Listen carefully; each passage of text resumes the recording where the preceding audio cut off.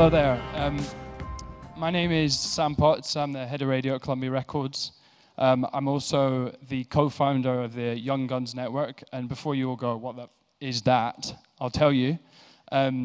We are a professional networking group set up by 10 young music industry execs about a year ago, along with myself and my partner, Remy Harris. We have been going for about a year. We've done 7 events at some of the most influential music companies in the UK, including Spotify, Universal, MMF, PRS for Music, etc., etc. And we now have around 800 young music industry execs on our network. They are aged from between 18 and 25 years old. They're either interning, working, or running their own business in music in the UK.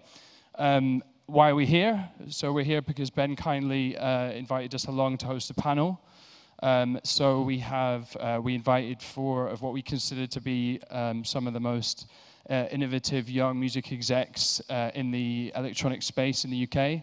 And here they are, and we're going to have a chat. And I'm going to pass over to our moderator, Sam Wolfson, who's the executive editor of Vice and Noisey.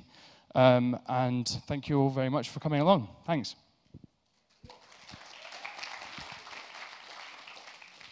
Yeah, thanks for coming, everyone. Nice to see you. I guess the reason that, these 3 people are here is, when you think of electronic music, I think the kind of institutions probably that you've been hearing from this week are like labels and promoters and artists. And I think although these 3 people are all very young, they're also kind of entering a new space in electronic music that doesn't seem to be mirrored in other genres, and it doesn't seem to kind of follow on from anything that's really gone before. So we're going to be asking a bit about that, a bit about how a new kind of entrepreneur in this world could find a way to do the same thing. And I'm going to try and keep it very brief and tight and not have anyone blabbing on about it's just about great songs, man. So I'm just going to go around, and if you could all say in 20 seconds, introduce yourself, what your role is, and also tell us the first email address that you ever had, and then we'll get going. So, Charlie, could you begin? It's an embarrassing question. Yeah, I'm Charlie from Eton. I'm co-founder, do a lot of the A&R. I'm just starting to run the label as well, and also DJ. And my first email address was weddy69@hotmail.com. Hi, I'm Luke from UKF.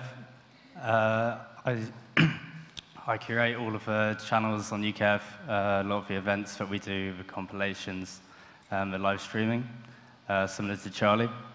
And my first email address was lhood28405@hotmail.com. Please don't email me. Hey, I'm Halina from Boiler Room. I am Director of Legal and Business Affairs there. So obviously I do all the licensing and legal work, but I also do business development and account management on the sponsorships deals that we do there. My first email address was howyoudoing@hotmail.com. Awesome. And I should add that my first email address was number1fan@citvclub.co.uk. I mean, I don't need to tell you guys that these are 3 of the biggest kind of new electronic music brands in the UK, with like huge YouTube channels and streaming and all the kind of other avenues they're going down. I guess, what they do and how it's grown will kind of come out through the discussion. I guess like young entrepreneurs often kind of bang on about trying to find an answer to a question or an answer to a problem. And I was wondering like what was the problem or what was the issue that led to you starting your brands? And maybe we'll go back this way. Okay, so when Boiler Room started out, it was in about 2010, 2009, 2010. And at the time, going to an event in London was like spending 25 quid to go and see an artist like up on a pedestal in a highly produced event, and just like basically no connection with the artist whatsoever, not even getting close to the stage. And so Blaze and Tristan and Femi at the time, who set it up, were trying to find a resolution where they could enjoy music in a way that was sort of like less high pressured and more immediate. And that was kind of the original setup of Boiler Room. With UKF, it was very much, so 5 years ago it started, and a lot of friends of mine all of dance music, but you just couldn't access it online. If you wanted to, play a track to your mate, you had to send it over MSN. That would take ages, but then listen to it, and it was just all very slow and clunky. So what I did was start putting the tracks onto YouTube because they weren't available there. They were very small niche labels that didn't really use it at the time. So we just uploaded it onto there, and that's kind of how it all started for us. Yeah, it was very similar to like Luke, really, with how we started. There was just like a particular genre of music that was like starting to come out and be noticed, that we're finding on SoundCloud, but there wasn't really an avenue for it on YouTube where we could kind of share it in playlists with friends and stuff like that. So it was just kind of a way of us just getting tracks out to like our mates and sharing them at like parties and stuff like that. So there was no like huge intention of it. But I guess like across electronic music, you're kind of seeing this thing where it was a very kind of niche club. You know, you'd have DJs going to record stores, buying stuff, playing it in the clubs. If you liked a track, you kind of had to hope to hear it again one day. And a lot of the kind of developments that you're seeing now are about sort of opening up that process so that there's a bigger connection between listener, a producer, DJ. Would you say that you're kind of widening the sphere a bit? God, I hope so. Yeah, sorry, someone else said that one.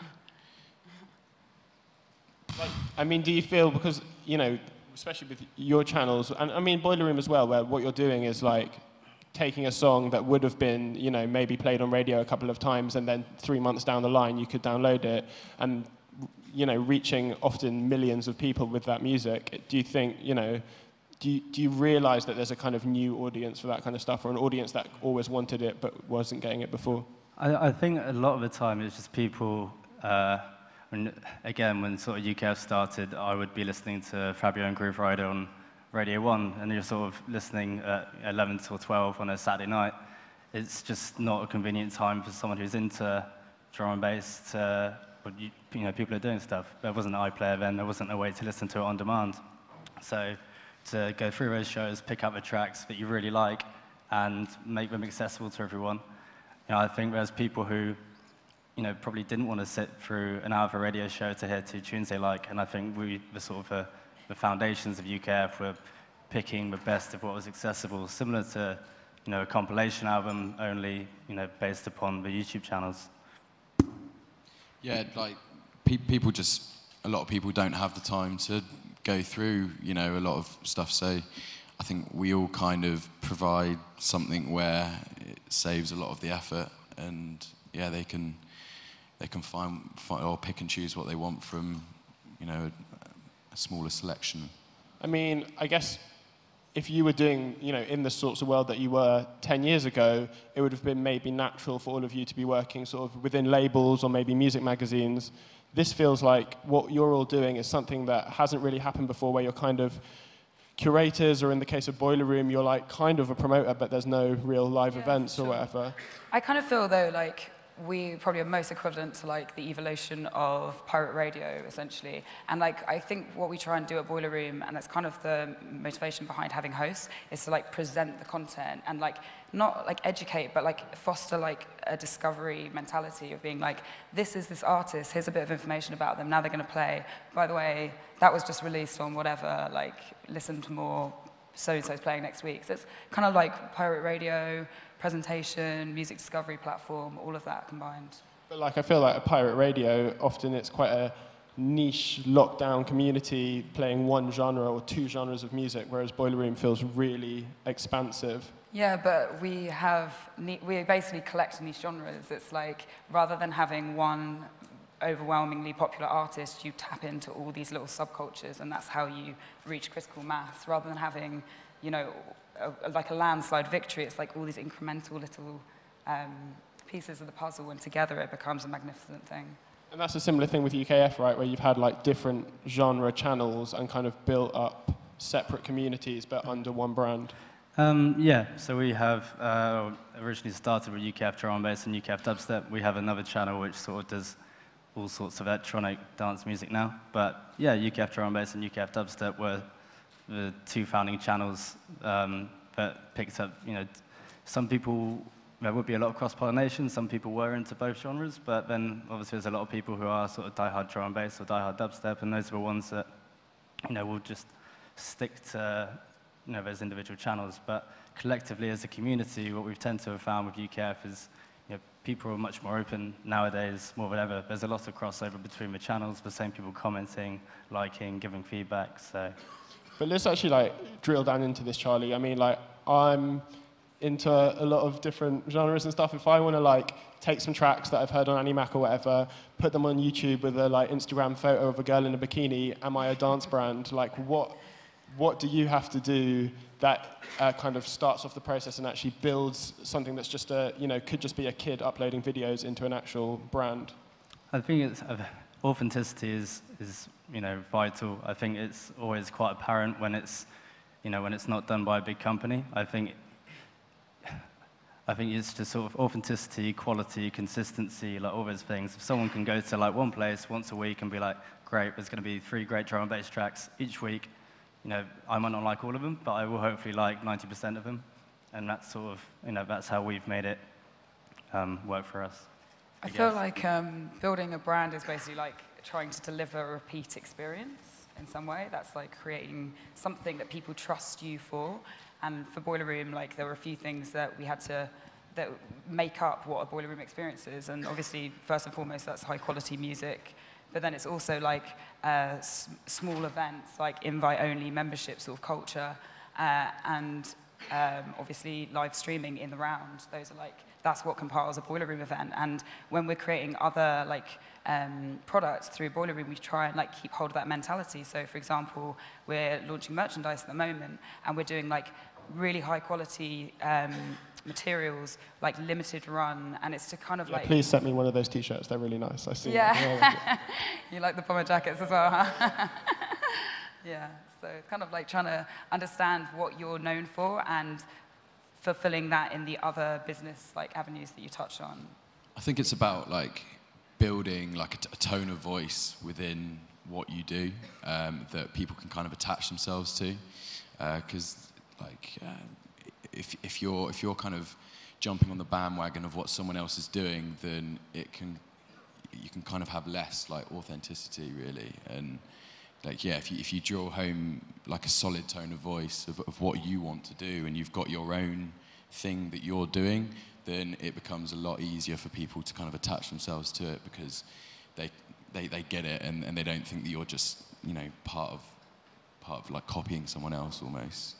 And I think one of the really noticeable things about all your brands kind of at the different stages that they are, I mean, I work at Vice, and I'm sure a lot of you just think that I'm a cunt just because of that.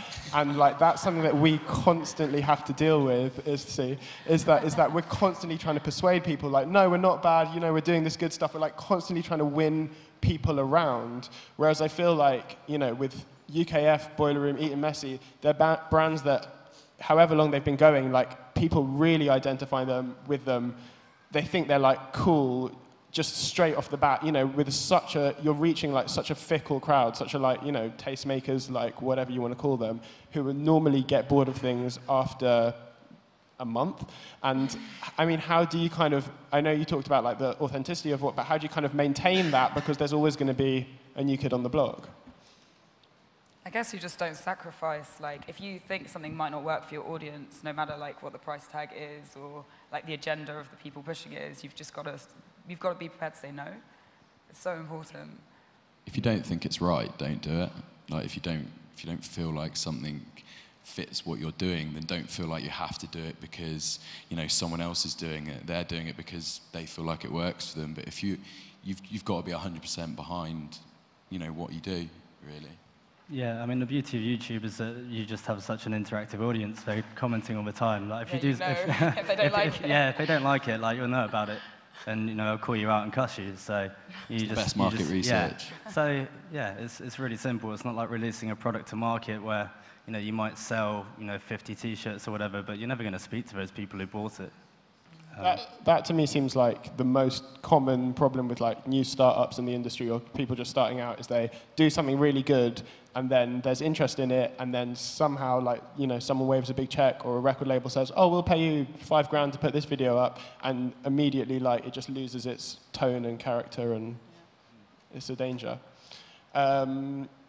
I mean, that's one of the things that because obviously Boiler Room works with big brands and does sponsorship deals, but we obviously have to be very, very careful not to alienate our audience in doing so, because, you know, the audience is not stupid. Like, the brand has to add some value to the channel or to the experience. Otherwise, it's just plainly like, you know, it's just plainly like, you know, it's a plastic bag with a name tag attached to it. So that's why, like, at the events, if we work with Ray-Ban, we try and give away some sunglasses, or we work with an alcohol brand, give away some alcohol. So it's like, even though the consumer understands, you know, they're not paying for entrance at a Boiler Room, they're not paying for the stream, they're not paying for drinks. So, you know, somebody's paying for something, but sometimes you have to give them that little bit more so that you know, they go away being like, oh, and I didn't buy drinks, or I've got a nice pair of shades, or whatever. And it's like, you know, you've got to just treat your consumers with a bit of respect, basically, if you possibly can. And I mean, how long do you, because all of you, to an extent, are doing, you know, certain, or working with other brands, or doing some kinds of deals. How long should you wait until you kind of take this very isolated, totally your baby thing and start opening it up to other people? You know, it's just going to completely depend on the brand, isn't it? I think if a brand comes to you, like, for example, with us, we work with Beats by Dre to do a stream of Chasing Stairs from Eton Arena. And it's just like, well, without that funding, we would never be able to afford that. You know, they've brought a brilliant experience to our fan base. And our fan base, you know, are very accepting of that. I think a lot of people are quite clued up as to, you know, why these brands are, you know, put on a Boiler Room or a UKF stream or whatever. So. And Charlie, like, IMS is a little bit newer than these two. Like, have there been people that you've said no to already, or like, how are you dealing with the kind of the early days of it? Yeah, like, definitely. Like, there's always, like, people always come to you with offers like every day, and it's just important not to jump at the first hurdle, and you've really got to take a look at, you know, what your brand's looking like, and really think, you know, is this really worth going? Like, are these guys going to attract the kind of people that we want to be, you know, mixing with? Are the people who are into our brand going to be, you know, into chocolate eclairs, for instance? They haven't asked us, by the way. Well, if they like eating messes, I suppose. All right, yeah, true. And, I mean, once it starts, you know, once you do get kind of knocks on the door, is the business model for all of you to kind of take the cash from one thing to then do more sort of stuff that you want to do, and then, you know, spread it around like that, or how does it work? All the money just goes into making new content, basically, and launching in new places where people are screaming out to have Boiler Room shows. And, you know, without that finance, you can't. You know, we just launched Boiler Room Chile. Like, we can't send a team to Chile. It's like 23-hour flight, like £1,000 flights. Like, that's not going to happen without some sort of financial support. But once you're there, and then you can start to work locally, and then start to seed. And yeah, it's really exciting. It enables that. One thing that I think, you know, everyone here has probably experienced is that dance music in particular is a very like cliquey world. You know, artists have promoters that they like to work with, journalists that they like to work with, brands that they like to work with. How do you kind of, you know, let's say that you're starting out from scratch, how do you go to these kind of names that you want to get and sort of like win them round to something that they can't really trust or they don't know anything about? I think you just have to build the right platform, I guess. I mean, UKF started very much as a, you know, pirate radio, but then after it sort of did that thing, a lot of, you know, managers and labels and, you know, marketeers were sort of looking at it and being like, oh wow, so you mean it's not going to cost us any money, but we can get all these views. And, you know, straight away, I guess a lot of labels jumped on that, and that's sort of how we sort of took off there.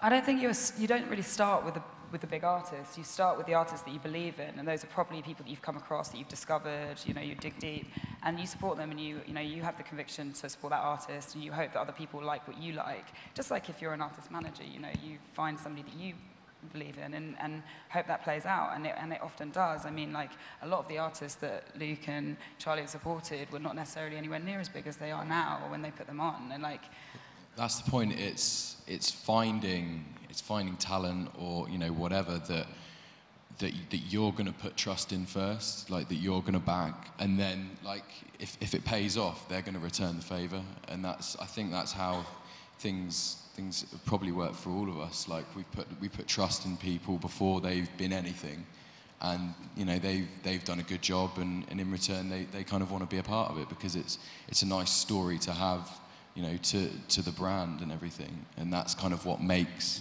the environment, and people like to go to these things, because they know that they saw these guys first, and they had like 300 people on SoundCloud, and now they've got 3,000 and whatever. But to what extent, in terms of, because all of you have at some point, had really massive artists, and you kind of had these kind of levels up or whatever. To what extent do you kind of really put yourself out there and try and get those, and kind of go to labels and take loads of meetings? And to what extent is it just like someone sends you that golden email one day, which is like, Tom York wants to play at Boiler Room?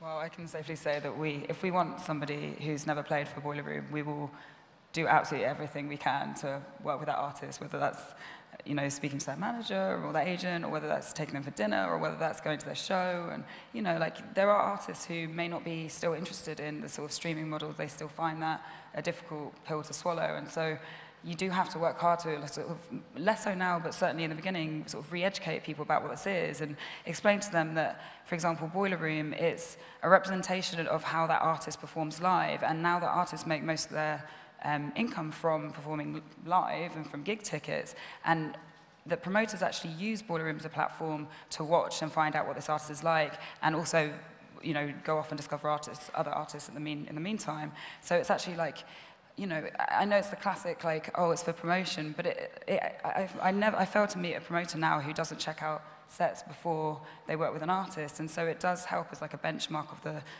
the vibe of the person, how they perform, what their crowd's like. Sorry, it's the perfect platform for the artist to sell themselves for that club night that someone's going to go to, and it's kind of like that tick. Like when they've got that, then yeah, it works. I like that. Maybe we should get into this bitter pill of streaming, as you put it, because I guess for a lot of people maybe working at labels and stuff here, they're going, this is all great, I'm so happy you're doing well, but where's my money? And I guess, like, for all of you, you're kind of in what could politely be called a legal grey area, or like, you're finding new ground. Like, this sort of thing hasn't happened before. Presumably, you can't just take a song you like and put it on your channel. So what does happen, and how does the kind of licensing side of it work? With UKF, we've got a licensing framework in place with all the master rights holders, and because we're based on YouTube, all the publishing is taken care on that side. So for all of that, we're cleared. And then live streaming, we generally do live performances, not DJ sets. So all of that, again, will be cleared with master and publishers, normally working with the managers to push that through. So. We have, obviously, the publishing cleared on YouTube too. Masters is trickier for us, of course, because in a mix you have many different compositions then, and master rights that are not owned by the individual who's actually playing them, which means we're going through the particularly laborious process, or at least I am, of trying to enter into direct deals, initially with distributors to sort of bulk clear, but then subsequently directly with labels. So those people who've got this bug to bear should come and see me afterwards and have a little chat about it, because we'd like to get as many direct deals as possible to enable us to be as fully cleared as we can possibly be. And I mean, let's kind of outside of your specific businesses, how do you see that kind of issue evolving? Obviously, there's a lot of issues around SoundCloud at the moment and other things. I mean, do you think that we could reach a kind of like Germany YouTube-like situation where one day everything just gets shut down? I don't think so. I mean, the hope, obviously, for the industry is that the big players like the SoundClouds and the YouTubes will resolve some sort of blanket deals direct. Obviously, that would make life easier for all of us as content holders. But I don't know if you guys are aware, but it's actually impossible as a channel owner on YouTube or on SoundCloud to go directly to the performing rights organizations and say, we would like to have a blanket deal with you for our channel within YouTube. They are not able, they're not mandated by their members to give such a license. It's not possible. So you're in a catch-22 because you can't license yourself through these bodies that are able to give royalties and have all the tracks registered, and basically, clearly, the people who are best placed to deal with this issue. So you can't do that.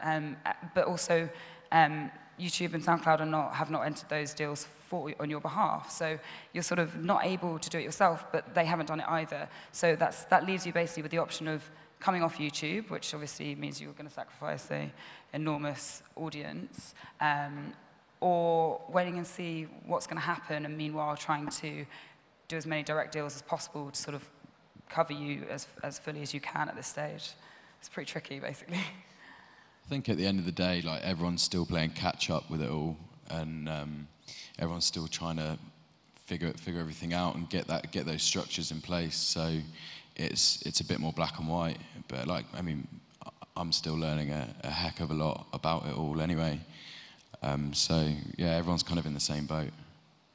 And I guess last question, just on this legal issue. At what point, when you're starting something out, do you need to get a legal specialist involved? I mean, how far into Boiler Room did you come on board? Does every brand need to do that?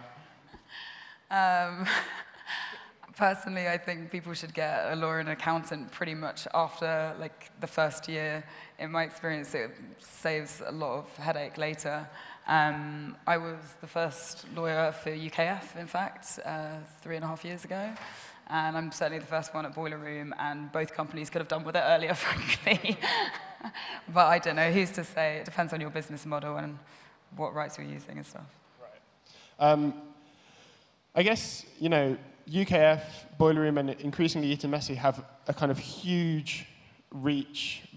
Obviously you've got so many subscribers on YouTube. You're very established brands, as we talked about. People really respect you.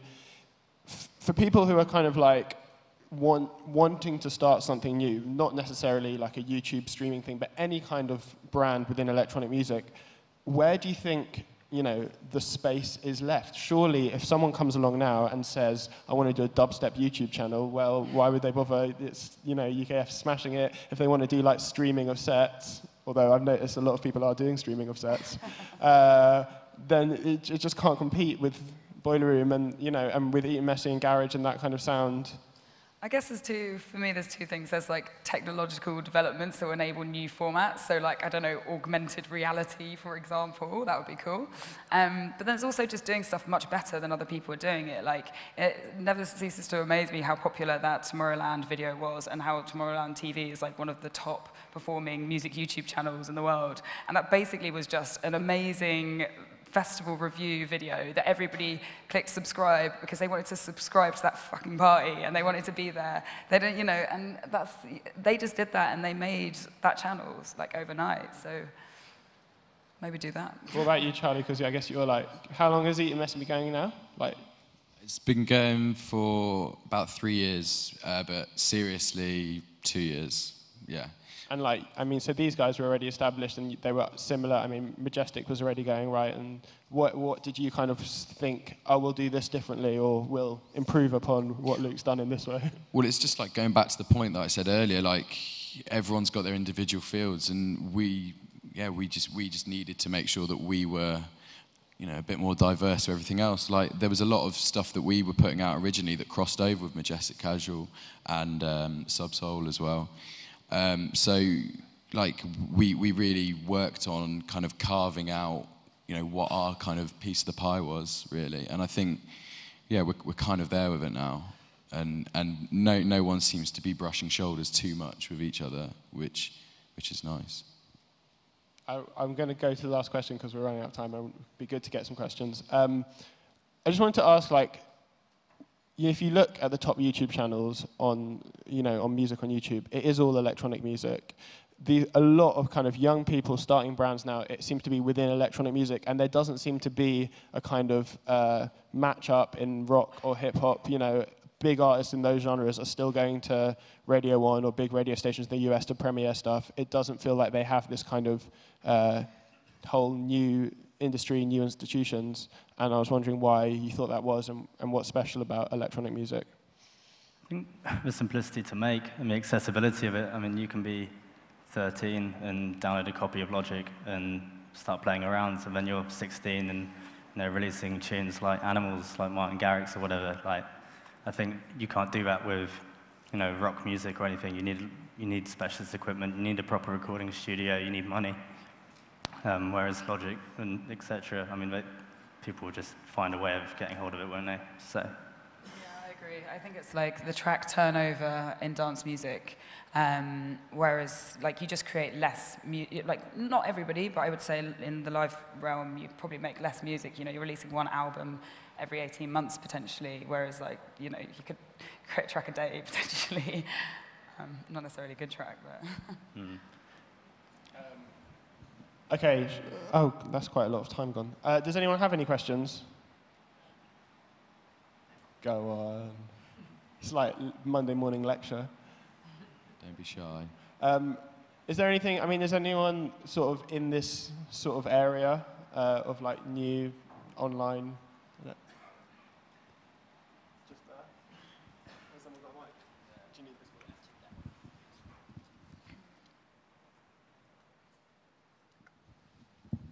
one? I had a website that I ran for 2 years, and I got to the point where I couldn't make money out of it. So when you get to that point, what advice do you give? I mean, I luckily got a job in Ibiza, but for the people that give up, what advice do you give to just carry on and follow the dream? Like, where do you go next, almost? Go on. I guess I would say maybe you could attach your channel to other channels in similar positions and try and maybe serve like ads across them so that you're not, because one man's doing all the content of your channel plus doing sales on it is going to be very tricky to achieve. But if maybe you can band up with similar channels or similar sites and together sort of sell across, then perhaps that would be cost effective for you, and meanwhile you could leverage some of the success of the other channels for advertising across against yours. I think the most important thing as well, it sounds cheesy, but no one who has like made it has like given up, really. Like, just follow your dreams. That's horrendous.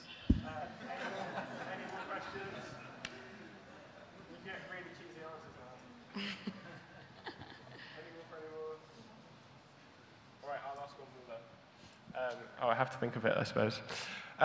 In terms of how you've interacted with kind of the more grown-up dance institutions, I suppose, like, do they see you as a threat? Do clubs, think that Boiler Room is taking away bums on seats? No, people don't sit down in clubs, that's wrong. But, I mean, do promoters think that people are just staying in to watch Boiler Room? Do radio stations think that Eton, Noisey and UKF are taking away their premieres? How has the kind of interaction been with existing institutions? I think as a small business, we try and work with as many people as possible. We're always open to new and exciting things. Like, we've always done previously very small live streams, and then we work with the guys over at Joe Management to do a Sub-Focus Live from the Roundhouse. And for us, it was a really nice experience to, rather than doing a small 2-camera mix as a live stream, we had, eight cameras, and it was sort of TV quality. And yeah, there's sort of just lots of things like that we keep trying to do and keep innovating. And yeah, working with new partners. Yeah, like we run events as well and DJ, and like a lot of people like to go out and experience as well. I think it's like quite an important part of like the whole like package of being into something. They get to go and see what they're checking out online in their spare time. Although we are in some senses a promoter, we only have a capacity normally of about 100 people, so I don't think we're really sabotaging anybody's nightclub entrance. But however, we do work with promoters and get them to curate events for us, lineups. We also, Boiler Room is a TV channel essentially, and we were doing a little while ago maybe too many events in the same studio, and the only thing that was changing was the music and the audience, but the actual space itself was just always the same. And we're trying to get away from that now, which means we're working with just an enormous range of different venues, like warehouses to galleries, outdoor spaces, balconies, all sorts, and trying to really make the experience for the viewer bespoke to the music. So if you're listening to something ambient, you're gonna have a wild space, and it really should reflect, because you've got that visual vertical, you need to use it. So more and more we're actually working with venues across London and across the world. So I think we're actually putting more business in their pockets rather than less currently. And that's literally the clock running down on us. I'll finish by saying that this is my first time in Ibiza, so if anyone has any tips for me, please find me just walking around. I'm really interested. And let's have a massive round of applause for our great panelists, Charlie, Luke, and Halina.